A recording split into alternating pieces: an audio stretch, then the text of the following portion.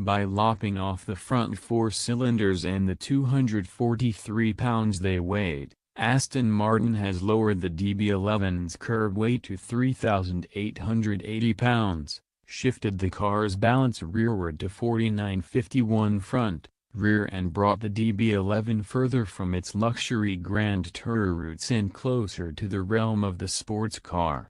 Astons have always been beautiful to look at and comfortable to drive. Those with the V12s were also a little faster, more so in a straight line than around a corner. But I've always secretly preferred the V8s over the V12s. They're lighter and more agile, and who really needs all 12 cylinders? Granted, you get to 62 miles per hour, a tenth of a second faster with the V12.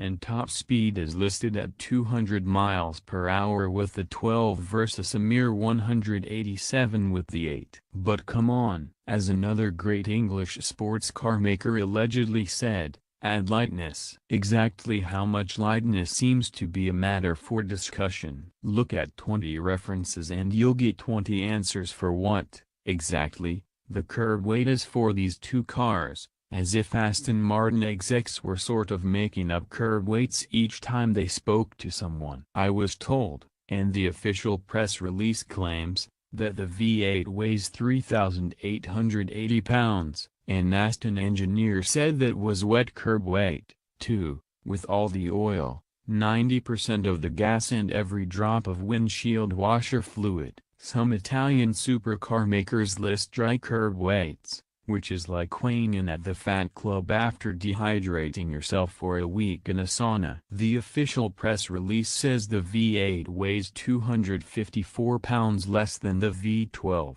but our engineer said it was 243 pounds less. I did not bring the scales with me when I drove it. Regardless, the V8 weighs about an eighth of a ton less. The new engine is not simply an 8-cylinder version of the V12. Either. 5% of Aston Martin is owned by technical partner Mercedes-Benz. So the V8 is AMG's mighty and venerable twin-turbo 4.0-liter. It starts as a power plant shared with the base model AMG GT and many products with 63 in their titles. Aston Martin then adds its own intake, exhaust and air fuel algorithm to it so that it makes 503 horsepower and 498 pounds-to-foot of torque. The transmission is the same as the one attached to the Aston Martin V12, a paddle-shifted ZF 8-speed, and the final drive is the same, too. Outside, the only way to tell the two apart is by counting the hood vents. 4 on the 12. 2 on the 8. So how does it feel behind the wheel? Senior Dynamics engineer Ian Hartley was asked what he'd take if he had both V12 and V8 DB11s in his garage. If I was just going to the shops, I'd take the V12, because you can really use the greater low-end torque. But if I was out for a sporty drive on good roads, I'd take the V8.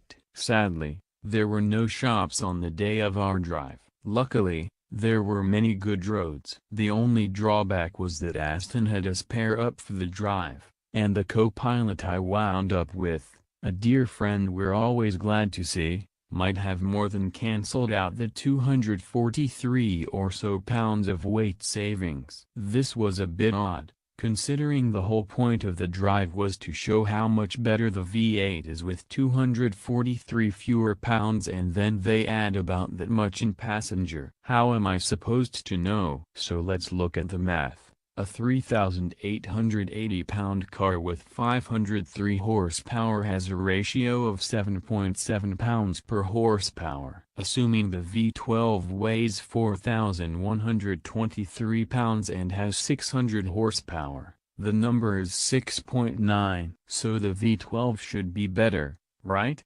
Not necessarily. This may have been purely hallucinatory, but I swear the V8 DB11 felt lighter right away, passenger or no. Not just the throw weight of the car, but the fact that it's just a little better balanced. With the weight off the nose, The steering is lighter and feels quicker. Start cranking the wheel and the front end swings into line just a bit more rapidly than the V12 I had driven only weeks before. Thank you, Aston Martin.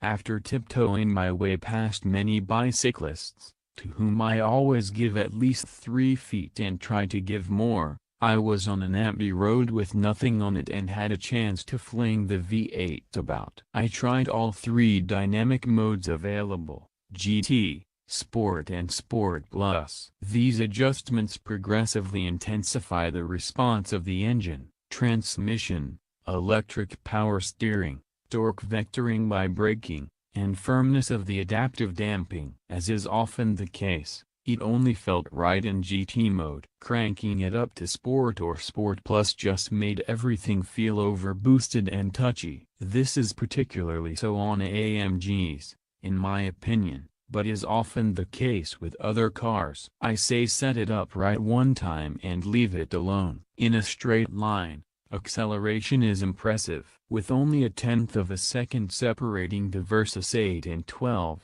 you may not need those extra 4 cylinders for most stoplight drag racing situations. I didn't notice as much turbo lag as some have complained about, and the sound is delightful without being intrusive, much better than the higher-pitched cracking exhaust of this engine in an AMG. So which to choose? I would agree with engineer Hartley and chose the V8.